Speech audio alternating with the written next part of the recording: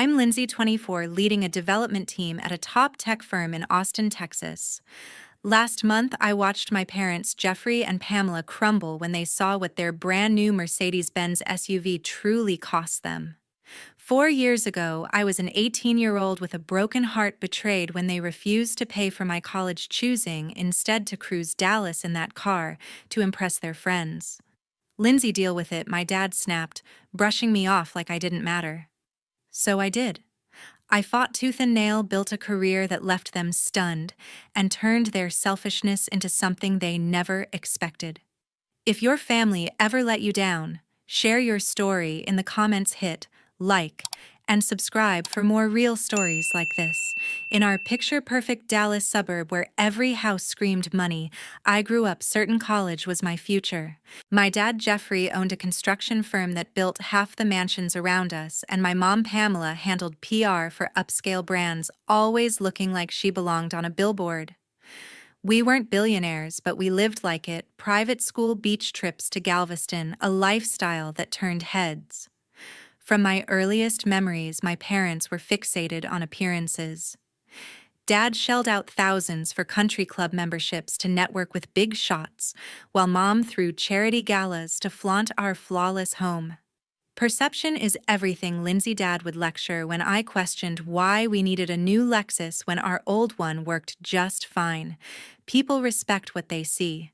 Despite their obsession with image, my parents swore education was the path to success. My straight A report cards were practically trophies in our living room. When I took first place in a regional coding contest in ninth grade, they paraded me to their friends as our tech prodigy. "We're saving for your college," Mom promised me through high school, her tone leaving no room for doubt. "Just get into a top school and we'll handle the rest." I trusted them. How could I not? Their lifestyle screamed wealth. New decor, designer outfits, a kitchen remodel that cost more than most cars. Their words backed my dreams, so I poured my heart into studying. While my friends hit parties on weekends, I was coding late at the library or taking extra courses at the community college to pad my applications. My computer science teacher, Ms. Ramsey, saw my talent for algorithms and became my guide. "You're something special, Lindsay," she said in junior year, her voice full of belief. "A program like UT Austin or Texas A&M could launch you." Her encouragement fueled me. I aimed high: UT Austin, Texas A&M, even Georgia Tech, the best computer science schools out there. I spent countless nights polishing essays, prepping for interviews, making sure every application was perfect. My parents seemed fully on board. They covered my SAT prep classes, drove me to campus visits, and turned mailing my UT Austin application into a ceremony. "This is your shot at the big time," Dad said, grinning as he dropped the envelope in the mailbox. Mom beamed. "We're so proud, sweetheart." But there was a secret they kept buried beneath their polished exterior. Behind the country club brunches and Mom's designer bags, my parents were sinking in debt. The fancy cars, home upgrades, gala donations, it was all financed, a fragile act they maintained to keep up appearances. They hid it well from me, from their friends. To everyone, we were the Chapmans, the family who had it together. To me, they were the parents who'd vowed to support my future. I didn't know they were walking a financial tightrope, ready to trade my dreams to protect their facade. By senior year, my classmates were freaking out about college costs. Lunch conversations revolved around scholarships, loans, and financial aid packets. Some friends swapped their dream schools for cheaper ones. "You're so lucky," my friend Brooke told me one day, her voice heavy with envy. Her parents were pinching pennies for her community college fees. "Your folks can afford anywhere." I nodded, gratitude swelling in my chest. "Yeah, they've been saving for my education my whole life," I said, echoing Mom's words. I believed it completely. I was banking on it. March of my senior year, the acceptance letters started rolling in. Texas A&M came first, followed by other strong schools. When UT Austin's letter arrived, I tore through the house, screaming, waving it like a flag. Georgia Tech followed a week later. I had choices, real life-changing choices, and the future I'd worked for felt so close I could taste it. That night, I texted my parents who were at some fancy mixer asking for a special dinner to discuss college plans. Mom replied fast, suggesting, "The Capitol Grill, our go-to steakhouse for celebrations." "Let's make it big," she texted with a flurry of confetti emojis. I spent the evening browsing UT Austin's dorm options, imagining myself coding in their labs, building projects that could shape the world. Everything seemed to be falling into place. I had no clue my parents had other plans for the money they'd promised me. I didn't see the cracks in their perfect image the way they were scrambling to cover their debts. I couldn't imagine that the dinner I was so pumped for would shatter everything I thought I knew, that the future I'd built in my mind was about to be torn apart, not by accident, but by their decision. That Friday night at the Capitol Grill felt like a dream at first. The steakhouse buzzed with the clink of glasses and low laughter, the kind of place where Dallas's elite came to be seen. I'd dressed up in a black dress Mom had picked out for special occasions. My folder stuffed with printouts about UT Austin, Texas, A&M, and Georgia Tech program details, campus maps, the works. My heart was set on UT Austin, but I wanted to weigh every option with my parents. The hostess led us to a plush corner booth, a candle flickering between us. Dad ordered a bottle of red wine, $200 I'd later learn to toast my acceptances. "To our star," he said, raising his glass, his smile wide. Mom chimed in, "We're so proud, Lindsay. Top schools like these, you've outdone yourself." I couldn't stop grinning. This was it, the moment I'd pictured for years. I pulled out my folder, eager to dive into the pros and cons. I'm leaning toward UT Austin. I started flipping to their computer science page. The program's top tier, and it's close enough for visits. My parents traded a glance, quick but sharp, like a warning I didn't catch. Dad set his glass down, his smile tightening. "About that, Lindsay," he said, his voice shifting to a tone I'd never heard before. "We need to talk about the financial side of college." I nodded, still clueless. "Sure, I know these schools aren't cheap. Texas A&M offered some merit aid, and we can look into scholarships." Another look between them. Mom reached for her water, took a slow sip, and set it down with care. "Lindsay," she said, her voice smooth, but cold, like she was closing a deal. "Your dad and I have decided we're not paying for your college." The words hit like a punch to the chest. I stared at her, certain I'd misheard. "What?" My voice came out small, barely a whisper. Dad leaned forward, his eyes hard. "We've worked our tails off for 25 years. It's time we treated ourselves."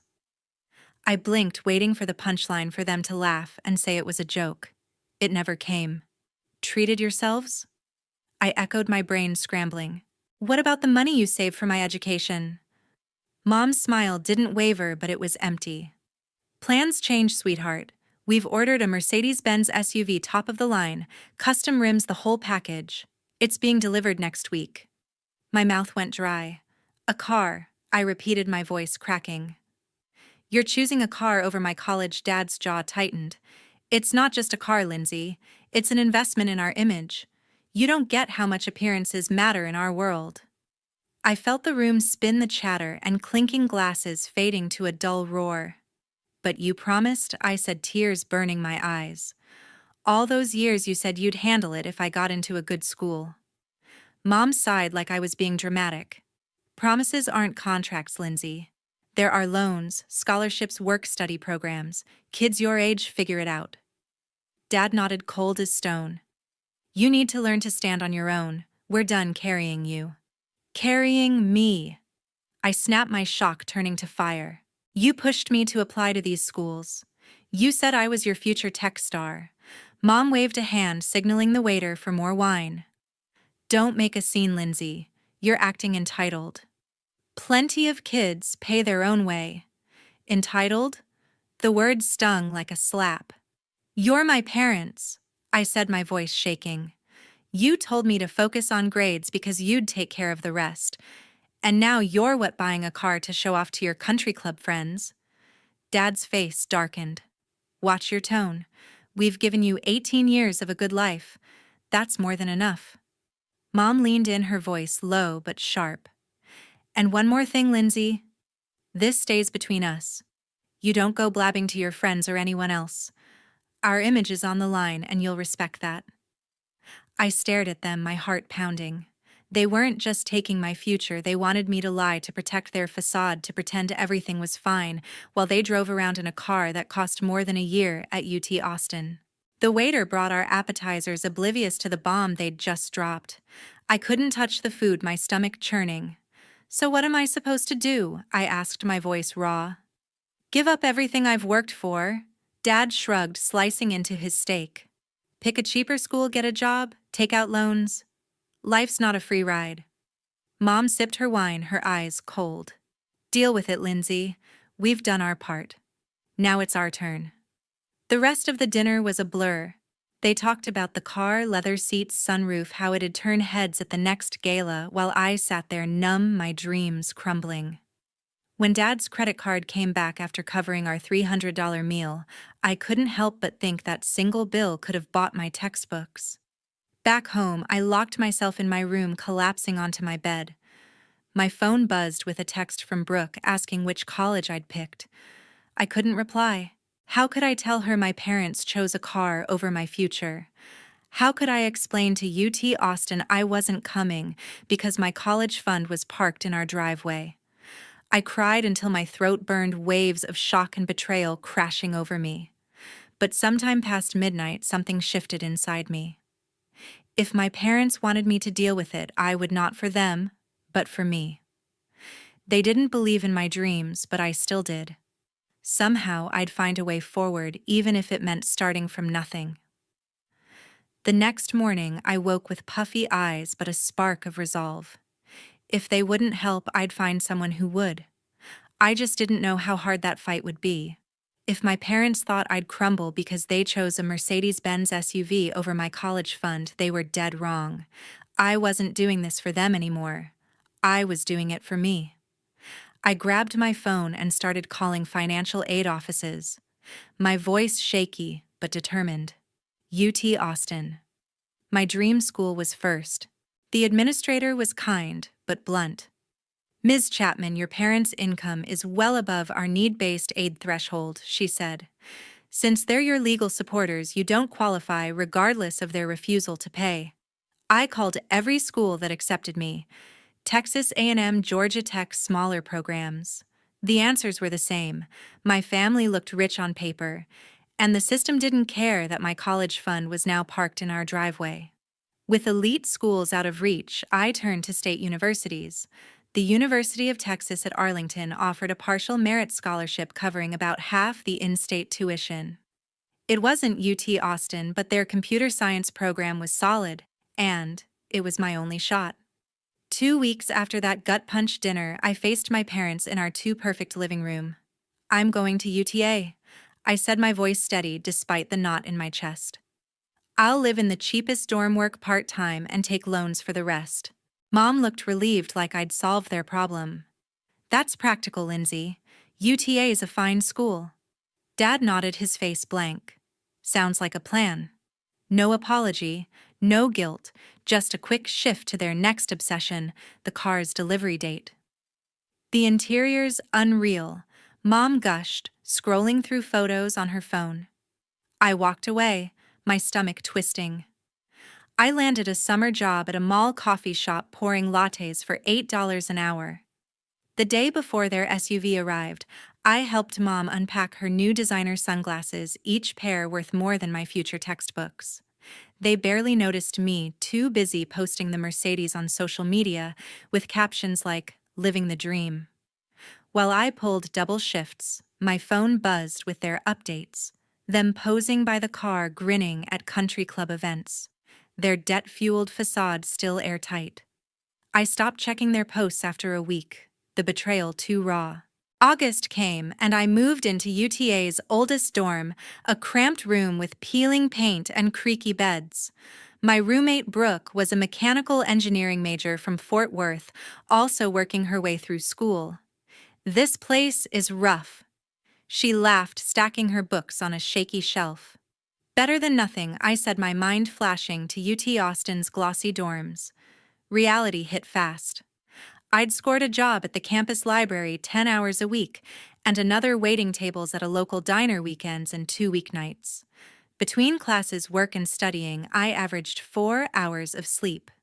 Meals were instant noodles or diner scraps, whatever I could grab. My parents' calls were scarce, always shallow. "How's school?" Mom would ask before raving about their latest gala or the car's new wax job. I kept it short, never mentioning my struggles. They didn't need to know I'd skip meals to save cash or cry in the library bathroom overwhelmed. Meanwhile, their social media sparkled with photos of them cruising Dallas, the Mercedes gleaming. The contrast burned my hustle versus their fake glamour. October brought midterms and my breaking point. After an all-nighter for a coding project, I dozed off during a calculus exam, waking with 15 minutes to finish 2 hours worth of problems. That night at the diner, I dropped a tray of sodas, earning a warning from my boss. Back in my dorm, exhausted and unraveling, I found a notice under the door. My student account was past due $2,000, or I couldn't register for spring classes. I sank to the floor, clutching the paper, and let the sobs tear through me. How could I keep going? I was failing schoolwork, everything. Maybe my parents were right. Maybe I wasn't built for this. Brooke found me there, curled against my bed. "Lindsay, what's wrong?" she asked, sitting beside me. I handed her the notice, choking out the story: my parents' betrayal, the car, the loans I couldn't get without a cosigner. She listened, her face softening. "That's messed up," she said. "Parents are supposed to have your back." I shook my head, tears falling. "I don't know how to do this. I'm drowning." Brooke gripped my shoulder. "One step at a time. Anyone else you can call? Grandparents, maybe?" Her words clicked. My grandma Edith had always been my biggest cheerleader. She'd sent me $1,000 check for graduation, which my parents had borrowed for their car payment, promising to repay it. They never did. I called her the next day from a campus bench, my voice trembling as I spilled everything. "Jeffrey did what she," snapped, her outrage like a lifeline. "That money was for your education. I raised him better." By the end of the call, she'd offered to co-sign a private student loan and send a small monthly stipend, enough to cut my diner shifts and breathe. "You're worth investing in, Lindsay," she said firmly. "Don't let anyone say otherwise." With my grandma's help and Brooke's support, I scraped through that first semester. My grades weren't perfect, but they held up. My coding professor, Dr. Stephen Grant, noticed my work on a group project and offered me a research assistant spot next term, a job that paid better than the library and gave real experience. My parents returned from a Houston trip, their Mercedes now sporting custom plates, and called to check in. I didn't mention Edith or my struggles, keeping our talks brief. "You sound tired," Mom said once over a dinner I wasn't invited to. "College is tough," I replied, leaving it there. Christmas break meant 3 weeks back home, sleeping in my old room, while my parents turned my study nook into a lifestyle corner for Mom's yoga gear. Photos of their Mercedes lined the walls where my coding awards once hung. "Self-reliance builds character," Dad said one night, pouring another whiskey. I bit my tongue, slipping to my room where I cried silently, just like that night after the Capitol grill. But these tears were different, not just pain, but defiance.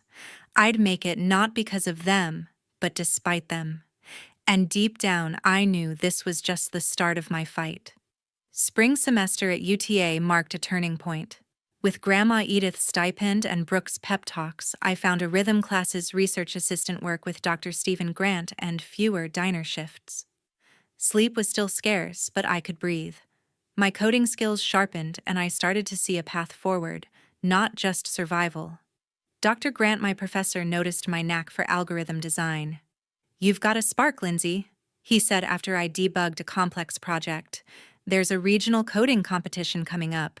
You should join our team." I hesitated. My plate was full, but his belief in me was hard to ignore. I signed up, spending late nights practicing with teammates, fueled by coffee and defiance. If my parents thought I'd fail without them, I'd prove them wrong. The competition was intense with teams from UT Austin and Texas A&M schools I'd once dreamed of attending.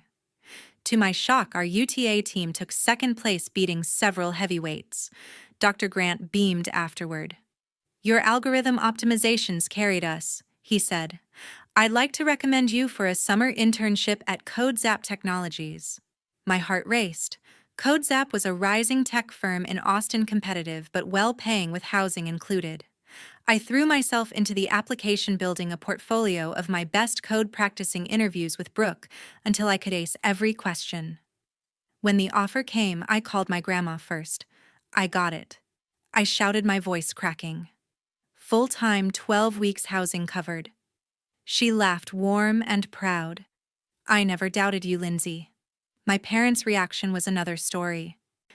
I called to say I wouldn't be home for summer, hoping stupidly for a shred of pride. Mom sounded annoyed. "What am I supposed to tell people when they ask why you're not here?" she complained. Dad cut in, his voice sharp. "No need to make it sound like we're the bad guys. You're doing fine." I swallowed the hurt. "I got a prestigious internship," I said, my tone icy. "Maybe mention that." The call ended fast, their silence louder than words. They didn't care about my win. They cared about their image, still cruising Dallas in that Mercedes, posting "blessed" on social media while their debt piled up. As summer approached, my parents invited me to a charity gala they were co-hosting in Dallas, a glitzy event for their country club crowd. They even offered to cover my bus ticket, maybe feeling a twinge of guilt after our call. I wavered, but went, telling myself it was a chance to mend things. The gala was at a swanky hotel, all chandeliers and champagne. Mom had decked out the venue, and their Mercedes was parked out front, waxed to a mirror shine. We stuck to safe topics at first: weather, my cousin's new job, avoiding the elephant in the room. Then came the dinner, a long table packed with their high society friends. Dad stood to introduce me, his smile polished. "This is our daughter Lindsay, the coding whiz," he said, his voice dripping with fake pride. "She's at UTA, making us proud." One of his golf buddies leaned in. "UTA? I thought she was headed to UT Austin or some Ivy League." Before I could speak, Mom jumped in, her laugh too bright. "Lindsay wanted to stay local, didn't you, dear?" My blood boiled. They were rewriting history, painting themselves as supportive parents. I set my glass down, the clink cutting through the chatter. "Actually," I said, my voice steady but loud enough for the table to hear, "I'm at UTA because my parents chose a Mercedes-Benz SUV over my college fund. They told me to deal with it instead of paying for UT Austin." The room went dead silent. Dad's face turned to stone. Mom's smile froze like a mannequin's. Their friends shifted uncomfortably, eyes darting. "Lindsay's exaggerating," Dad said, forcing a chuckle. "We just encouraged her independence." I locked eyes with him. "Is that what you call it? Because I remember you saying, 'We've done our part, now it's our turn.'" Mom stood abruptly. "Lindsay, help me with dessert in the kitchen." She hissed, her voice low but furious. In the kitchen, she spun on me. "How dare you humiliate us like that? Do you know what this does to our reputation?" I stared, incredulous. "Your reputation? You threw away my future for a car, and now you're mad." I told the truth.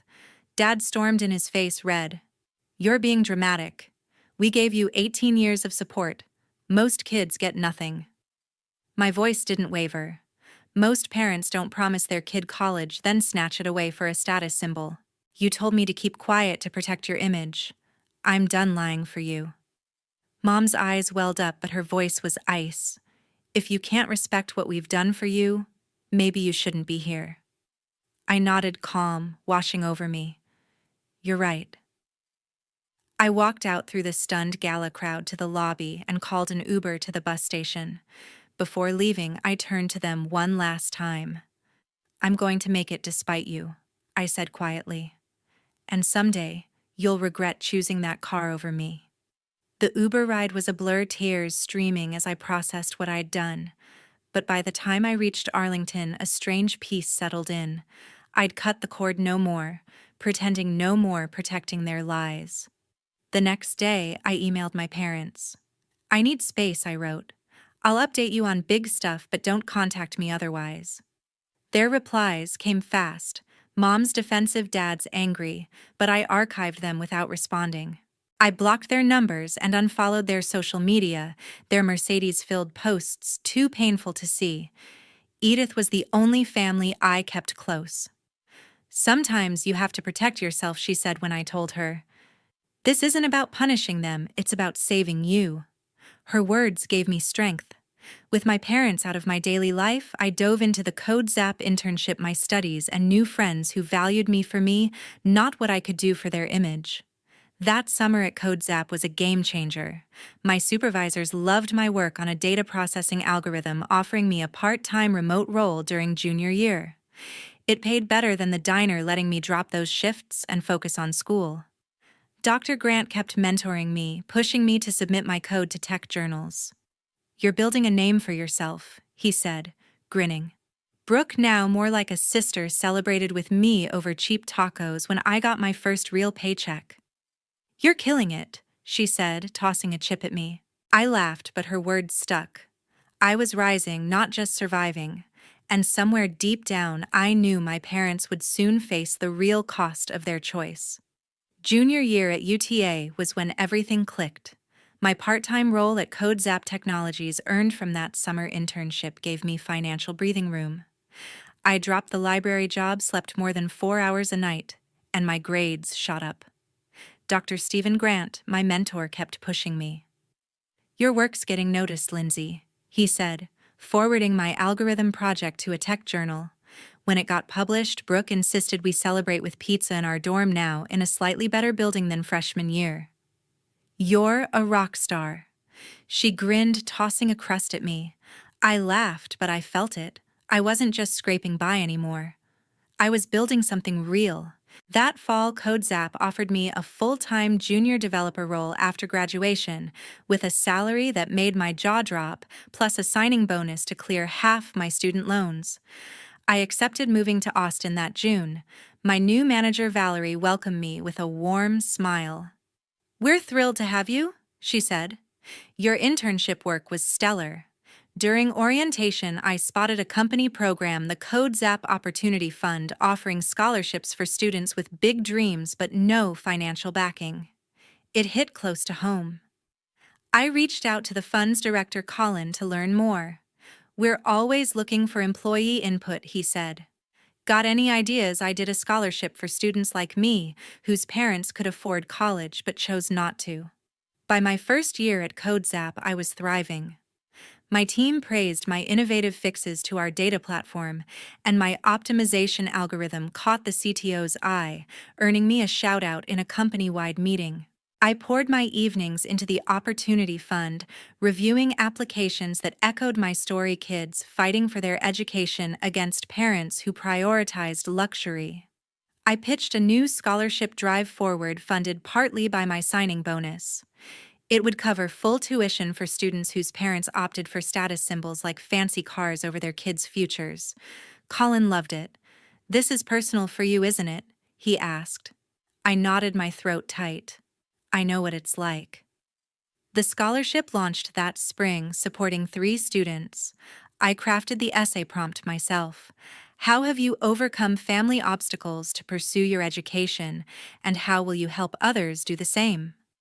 Reading their stories, parents choosing boats, vacations, or yes cars over college, felt like reading my own.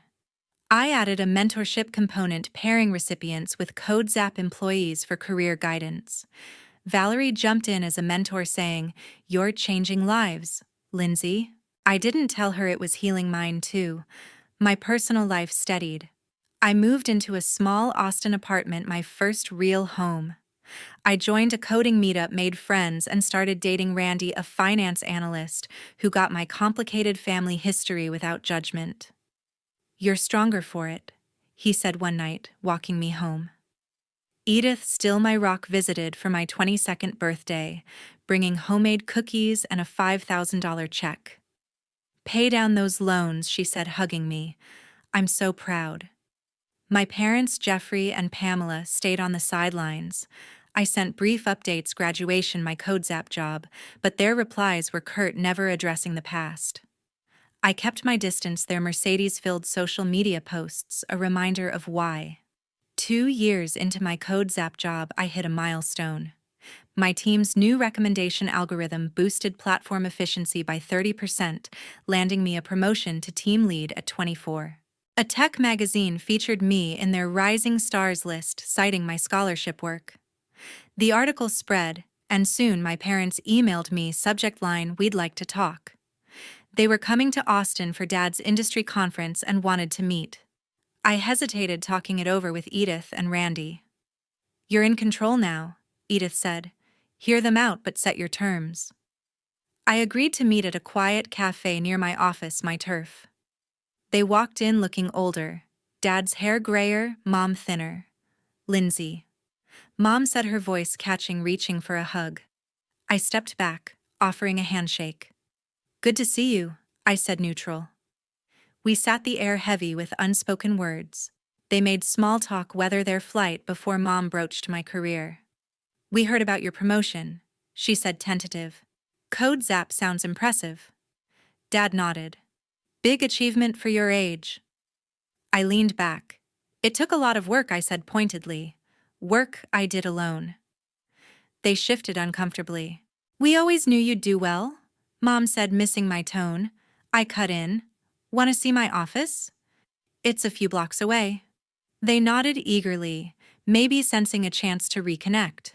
At CodeZap's sleek Austin headquarters, I signed them in, leading them to the open plan floor where my team worked.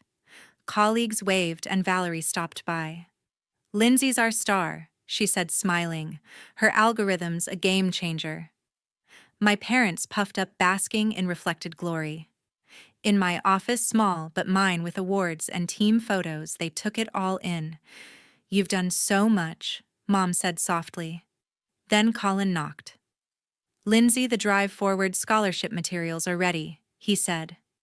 My parents' heads snapped up. "Scholarship?" Dad asked. I took a breath, watching them closely. "Yes, I started the Drive Forward scholarship. It helps students whose parents have the means to pay for college but choose things like luxury cars instead, like you did." Mom's face paled. Dad froze. "You made a scholarship because of us?" he asked, his voice low. "I made it because I know how it feels to have your future traded for a status symbol," I said evenly. "Every year we help kids like me, and my colleagues know why I'm so passionate about it." Mom's eyes filled with tears. "People know about us," she whispered. "Not by name," I said. "But they know my story, how my parents told me to deal with it. Because a Mercedes mattered more than UT Austin." Dad sank into a chair, staring at the floor. "We didn't think it would hit you this hard," he muttered. "You didn't think about me at all," I countered, my voice steady. "You cared about your image, not the years I struggled or the trust you broke." Mom dabbed her eyes. "We just wanted to live a little. We didn't mean to hurt you." I shook my head. "It's not about the car. It's about never owning up to what you did." Dad stood, his face tight. "So you've been telling everyone we failed you?" I met his gaze. "I've been honest about my journey. That includes you choosing a car over my education." The silence was thick. Mom broke it, her voice small. "We love you, Lindsay. We made a mistake." I nodded. "That's a start, but it's not enough to fix 4 years of damage." I walked them to the elevator, their steps heavy. As the doors closed, Mom's face crumpled, Dad's arm around her. I returned to my office, closing the door, feeling a quiet release. I'd said what needed saying. Weeks passed without contact.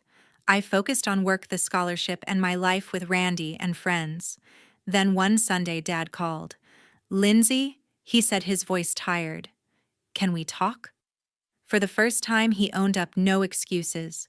"We were selfish," he admitted. "We justified it as teaching you independence, but we wanted that car more than we wanted to keep our promise. We hurt you, and I'm sorry." His words hit deep, unexpected. "Thank you," I said, my voice soft. "That means something." He asked to meet again, no pressure. I agreed, choosing a cafe near my apartment. At the meeting, Mom handed me a letter, her hands shaking. I wrote it so I wouldn't mess it up, she said. It detailed their regret not just for the car, but for dismissing my pain, for hiding their debts, for letting pride ruin our bond. We told ourselves we were helping you grow, Dad added, but we were running from our own mess. I asked, why now? Mom's eyes met mine. Seeing your office, hearing about the scholarship, it showed us we weren't just a footnote in your story. We were the villains. Dad nodded. And then our friends started asking about it. Someone at the club heard about a scholarship for kids whose parents chose cars over college. It hit us hard. There was no instant forgiveness, no tearful hug. We agreed on small steps, weekly calls, occasional coffees when they visited Austin. They respected my boundaries, and I opened the door just a crack to something new. We don't expect you to forget, Mom said as we parted. We just want to try. Months later, they asked to fund the Drive Forward scholarship. I declined. It's mine, I said. It stands for something you don't get to claim. But I suggested they start a separate fund at UTA for community college transfers. They did quietly, a small step toward making amends. My career soared. The algorithm I led became CodeZap's backbone, earning me another promotion. The Drive Forward scholarship grew to 5 students a year, its mentorship model copied by other tech firms. Randy and I got serious, talking about a future together. Edith, now 74, came for Thanksgiving, marveling at my apartment. You turned pain into purpose, she said, squeezing my hand. On my 25th birthday, we gathered Randy, Brooke, Edith, a few colleagues, and for the first time, my parents. Edith toasted me, her voice strong, to Lindsay, who turned betrayal into a legacy. Dad stood, his eyes wet. We failed you, he said. But watching you rise, helping others, it's taught us more than we ever taught you. Later, Randy asked how I felt. It's messy, I admitted. Part of me's still that 18-year-old crushed by their choice. But I'm choosing to let it fuel me, not break me. A letter from a Drive Forward recipient sealed it, a girl whose parents picked a yacht over her tuition. Knowing someone else gets it, she wrote, gave me hope. That was my healing, not erasing the hurt, but turning it into something that lifted others. My parents' choice cost us years, but it forged a path I'd never trade. We're building something new, honest, fragile, real. Life doesn't always give you what you expect, but you can take the pain and make it mean something. What about you? Have you faced a betrayal that shaped your path? Share your story below, hit like, and subscribe for more.